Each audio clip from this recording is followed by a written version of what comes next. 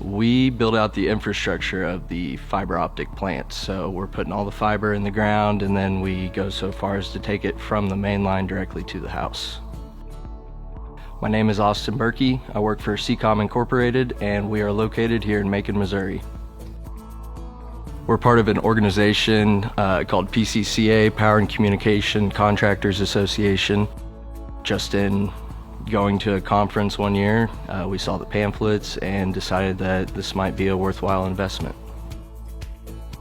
We got our first HydraBed in the summer of 2019, and since then we have acquired another one. It might look like a big investment up front, but it's paid for itself over in the time and labor that you save. You put your reel right here on the bed, and that frees you up with the hitch. You can haul a plow, you can haul a backhoe. It really just saves a lot of time and money in the long run. The setup is super simple, so it's just get your reel on here and get out the job site and go with it.